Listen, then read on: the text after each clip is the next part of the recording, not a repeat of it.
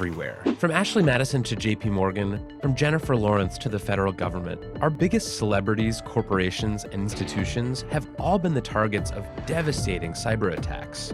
I wanted to see how bad a hack can get, so I invited a few of the world's best hackers to try to hack me and show me where my vulnerabilities are.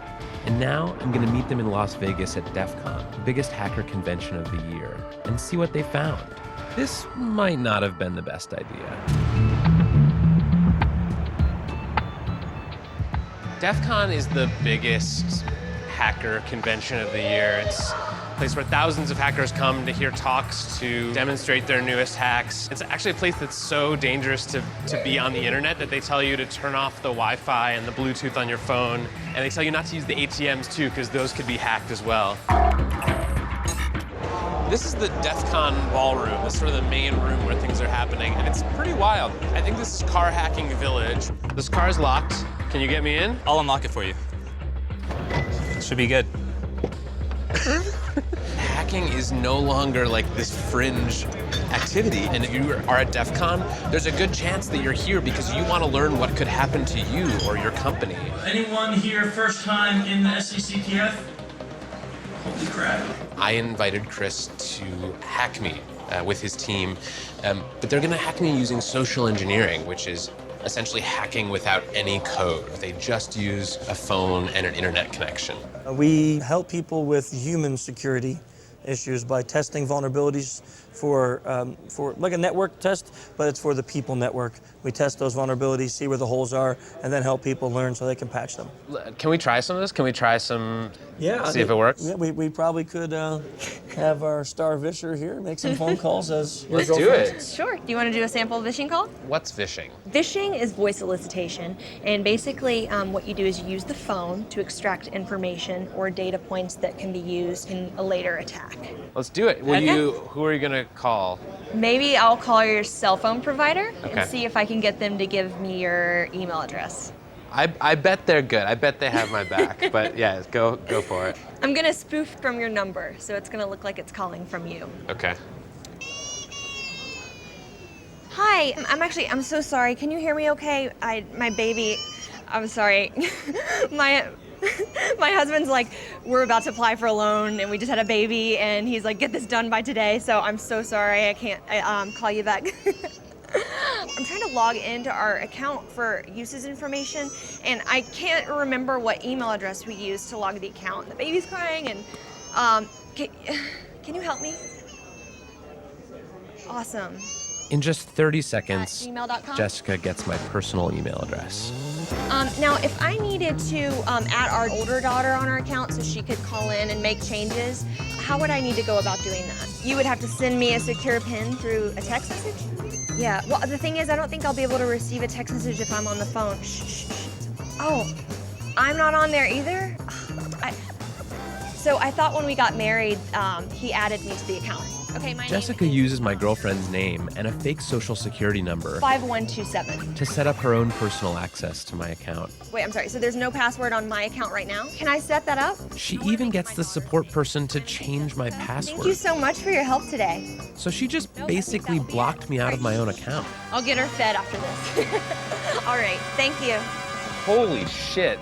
So they just gave you access to my entire cell phone account. You're gonna have to go on and change your password now because it's Jess, my name. And all it took was a crying baby and a phone call. Yes.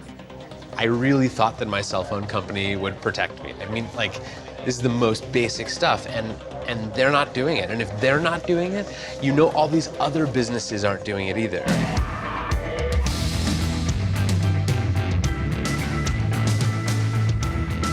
Anyone with a phone and an internet connection can do social engineering. But I was curious, what can a hacker with serious coding skills do?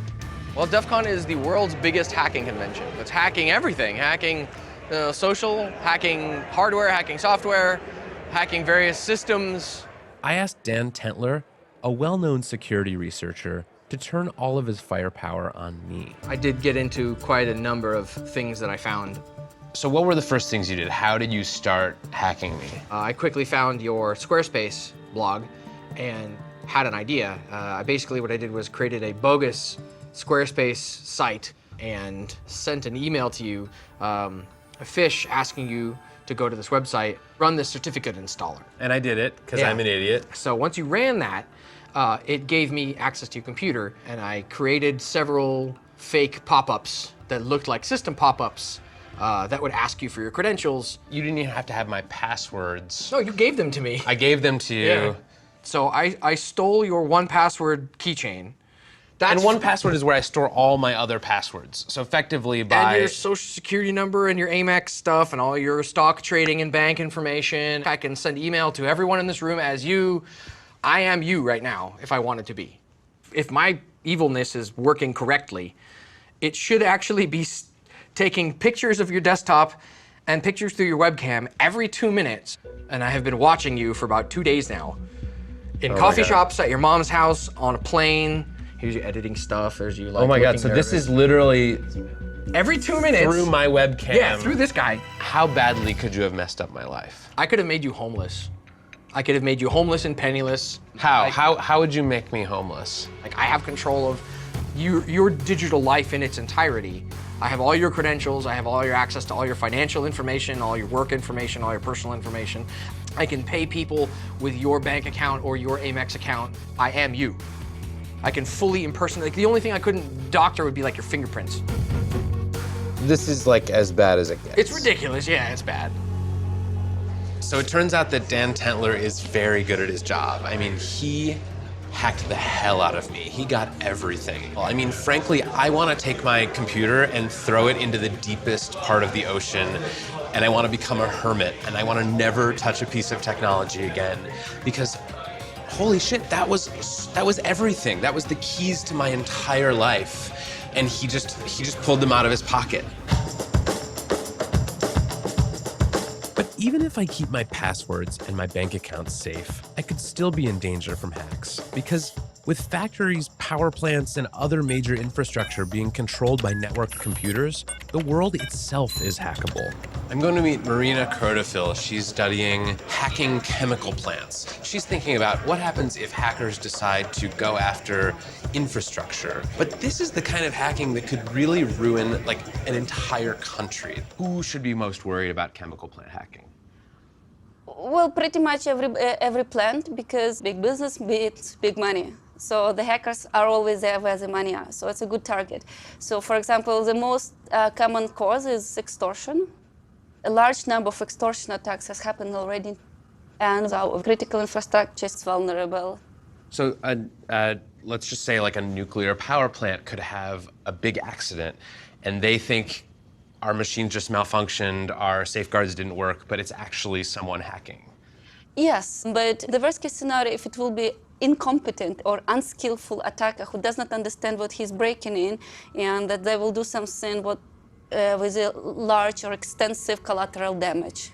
But probably most scariest is hacking the satellites, because now everything navigates with the GPS. So basically, even the huge oil tankers in the sea, they're completely navigated automatically by the signals from the satellites.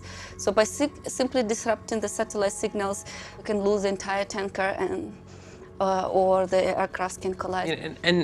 To me, it seems obvious, like, this is how war will be conducted in the future. But it's much easier than sending 1 million ground troops in, or or buying drones to fly over an enemy state. Like, this is we're sort of looking at the future of not just infrastructure, but like global conflict. There's almost too much for me to worry about here. I'm almost just sort of numbed. People keep telling me, oh, this could get hacked, and that could get hacked, and this other thing could get hacked, and oh, the chemical plants could get really hacked. And at some point, like, I've got to get out of bed in the morning. So I have to find a way to make myself feel a little bit better about all of this. So I'm meeting Morgan Marquis-Boire, a cybersecurity consultant and the director of security at First Look Media, for some advice on locking down my digital life. Should I be feeling helpless, or can I help myself here? Do you worry about trained martial artists beating you up in the street? Not particularly. But you're aware that they exist. You're also aware that you probably couldn't do anything about it if one of them wanted to beat you up in the street. Probably not. Right? And I mean, you can actually possibly think about the danger that hacking poses to you right now in much the same terms. But the first step is actually thinking sanely about digital security, which most people don't do. So for instance, how do we protect our physical integrity? Maybe we don't walk down the dodgy alley at night, right? People who haven't spent any time thinking about digital security don't actually know what the dodgy alleys of the internet are. Like, should I click that link? You know, maybe I shouldn't install this software. And I thought I was pretty good. Like, I thought It's tough. But chances that a skilled black hat is deciding for no reason whatsoever to attack you, I mean, is actually reasonably small. Like, it sort of begs the question, why, right? You could hire security people to, look after your online life, but you probably don't need to do that.